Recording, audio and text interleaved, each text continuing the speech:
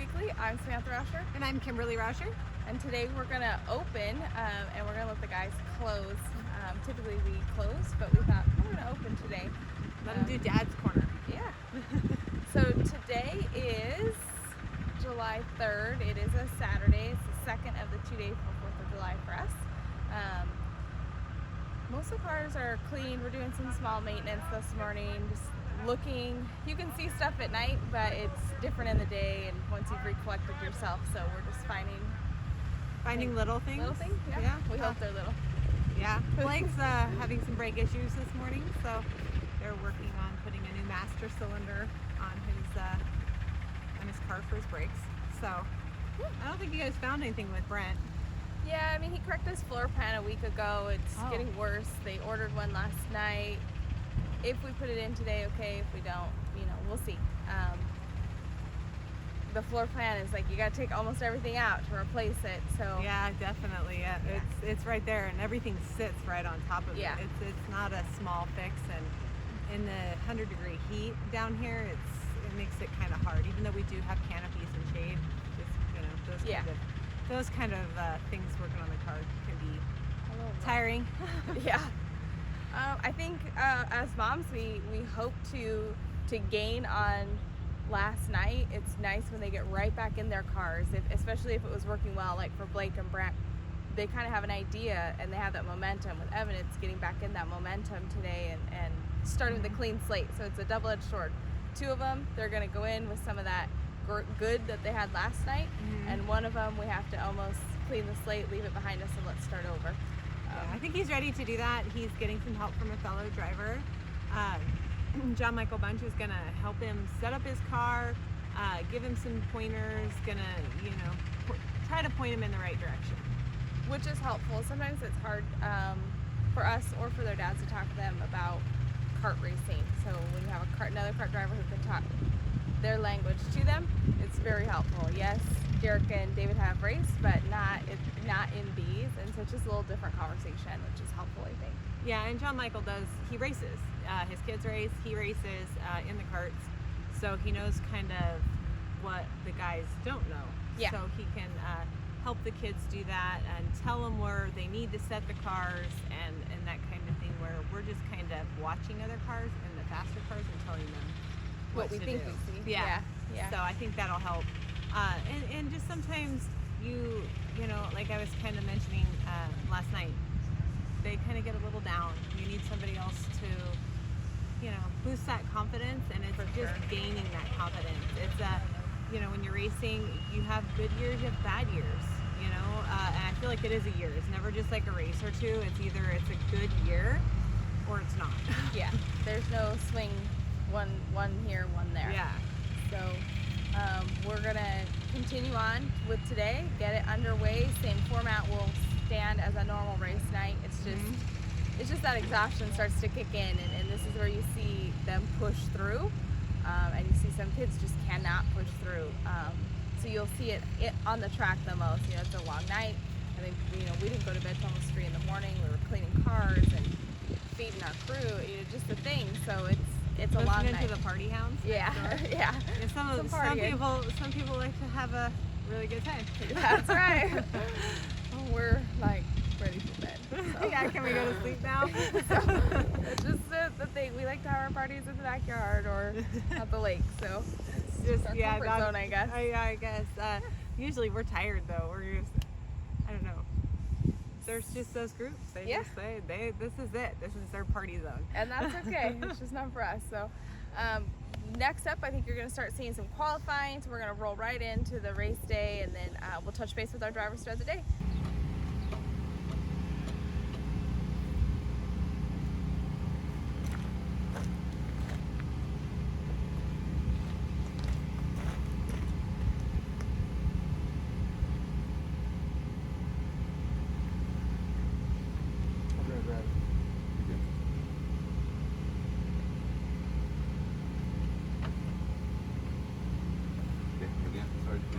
There you go.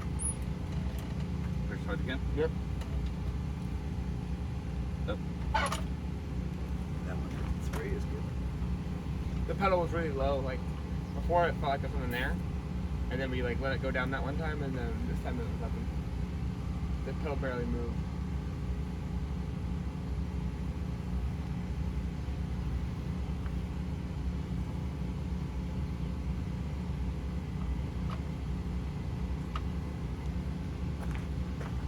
Push as hard as you can. Break the pedal out. Push, push, push, and push. Pushing. Right up. Copeland didn't have one fast time. Copeland was fast time last night in the Fogarty Motorsports 6X. Tonight, Ryan Foster accidentally up in the car. Here we go, it's open time trial.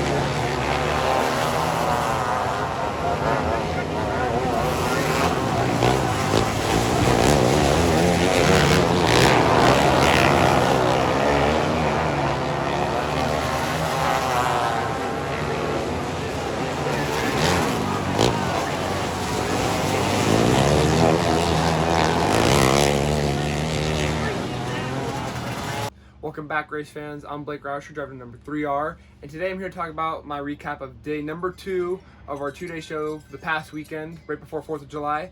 And to get it started, we start off the second day early in the morning, around 7 to 8-ish, after we were up late till like 1:30 washing the cars, making sure everything was nice and clean.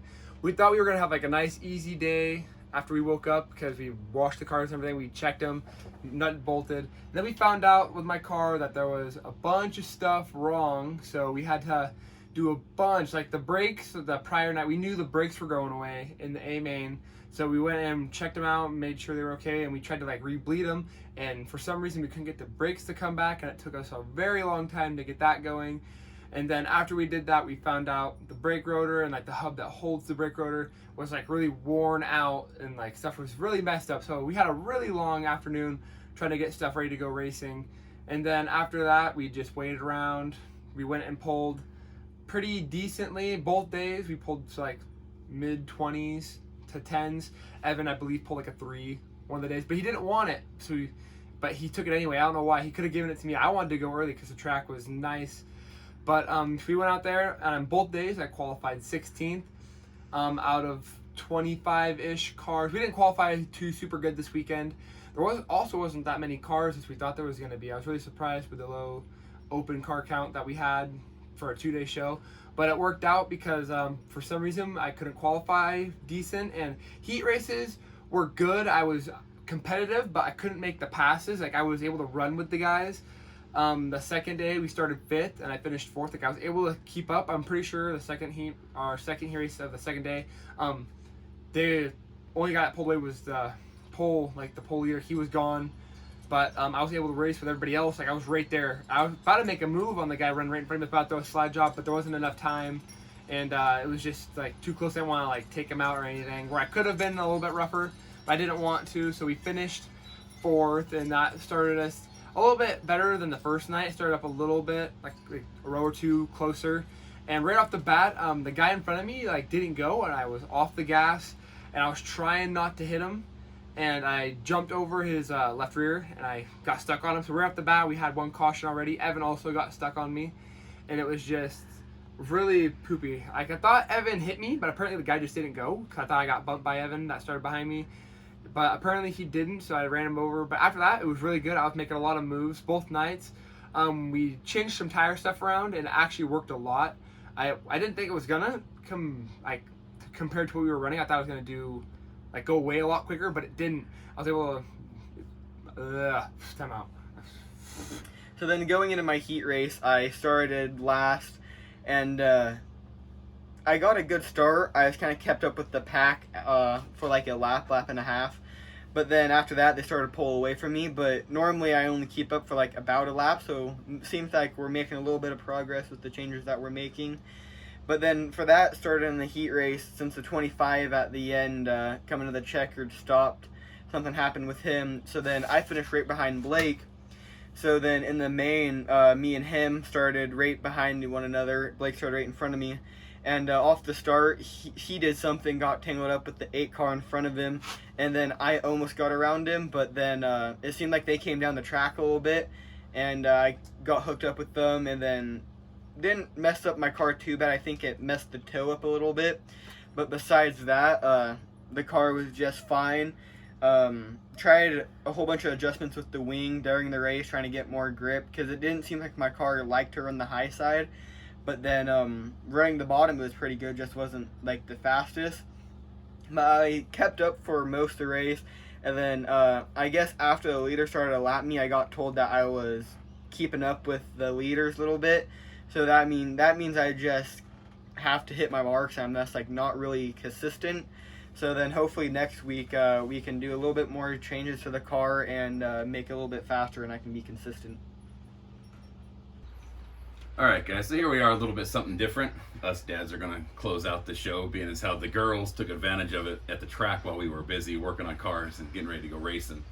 But anyways, what do you guys think of that, the awesome race footage? I didn't think the boys did too bad. I know my 2 boys did better the second night. Evan by a couple positions, Blake by 1 position, but we worked on the cars for hours, and they improved, and that's what it was about for us. Yeah, it was it's good to watch the boys' progress. They seem to get better every week. I mean, even Brent, he's been trying so hard to qualify good. Right. And he put it in the dash. He was 6th quick, which put him on the front row of the dash. So to be able to fend those fast guys off and finish 2nd, he was a little mad that he finished 2nd. But Right. he goes, at least I was in the dash. So Right. helped him in points and all that stuff. So Yeah. What I like to see is the boys improved after we stayed up. The next morning they got up. I think it was the next morning, maybe been that night. They went over and washed their cars. My 2 boys did more prep on their cars for this last 2-day show than they'll do in a week off at home. I don't quite understand it. I'm not sure if that's because Aunt Sam gets on them at the track. But hey, let's go get this done, where they won't listen to me half the time about anything. So it might be one of those monkey see, monkey do Right. deals. it could be, but I So- think it works. Yeah. I mean, if you want a good fast race car, you got to keep things clean and fast. Dirty things don't go quick. No, they get bound So- up and gross, and sometimes you look at them and you're like, man, that's just really dirty. Right, exactly. I mean, my boys run 2-strokes. They have, lube oil coming out the exhaust. They have it coming off the chain. God forbid if you get an oil leak. I mean, they come off. And what was chrome at the beginning of the night is just as black as a tire. So Yeah, plus you got all the other guys in the open class Right. shooting the same oily exhaust everywhere. right, exactly. Brent, So that's what Brent's biggest complaint with having white on his car. There's a few 2-strokes in his class. He's like, I get behind one of them, I'm all oily, and I don't even run that stuff. right, yeah. So that's one of his complaints of 2-strokes. He's like, yeah, they're fast, but I don't know if I want to use one. Right. So Yeah, they're a little bit more upkeep than a 4-stroke. A 4-stroke, you change the oil, change the filter, let's go running it again. Where a 2-stroke, you got to tear it apart. I think we tear ours apart every other race. You got to check reeds and make check sure the everything- pistons and everything. It's a lot more upkeep to a 2-stroke, I think. But dollar bill wise, I think rebuilding a 2-stroke's way cheaper than any 4-stroke we ever had to rebuild. So yeah, 4-strokes are just expensive right, all around. yeah, and especially tools to get in them and everything. Yeah, So, you gotta have special pullers and just the specialty Right. tools that. right. Or I can just be a big dummy on these 2-strokes and tear them apart. I was a little nervous the first time I did it, but now it's nothing. I can tear them apart and blow them up with no problem. So, I do have a question for you though. How do you feel as you walk out to the infield for the boys to pull out on the track for an A-main? how do I feel? Yeah. I get nervous. Frankly, it scares the hell out of me because I've seen, as we witnessed Blake's first time ever in a 250 at Dixon Speedway. He went for a hell of a ride, and they're dangerous, right? And racing in general, I don't care what you're racing. You could be racing wheelchairs, and they're dangerous. You could crash, get hurt. The speeds that these guys carry, and the lack of fear that you have to drive one of these and drive it right. Nobody's gonna lift. So Frank, when I walk out there, I'm nervous. It scares me. Once the race starts and they get a couple of laps in, I can kind of catch my breath and they kind of get strung out. But then when they get piled back up for restart, I get that anxiety all over again because that's when shit happens. And so I just wanted to make sure it wasn't just me. yeah, no, it could be 90 degrees outside. I'll walk to the infield with chills. I don't know what it does to your heart rate or whatever, but it'll literally makes me cold. Yeah. So at times sick to your stomach. Like my boys, they don't qualify real good, and when they race decent, they still end up mid-pack back in the main. They start 23 cars. But it like I said, it's scary. But at the end of last year, when they had the big show, like on the trophy night, they started 36 opens, and I was fine with it. I don't know if it's because it's the pressure of points. Or if it's the lack of pressure because it's the last race. If they tear it up, we have the whole offseason to fix stuff. But that race didn't scare me as bad. That and I wasn't in the infield. Yeah. Just watching in the infield is different because you're so close to the cars. You really can't see as well as you can when you're on the outside of the fence watching. You're not up as high. And so, but it doesn't matter. If your kid wrecks, if you're on the outside of the track and the red comes out, you're going to get to go down there. If you're in the infield, you can still go down there. So that really doesn't make a difference. But it is nerve-wracking for me. Yeah, because you got double the dosage. Right. I mean, I'm nervous being that they're my nephews and stuff. It makes me nervous.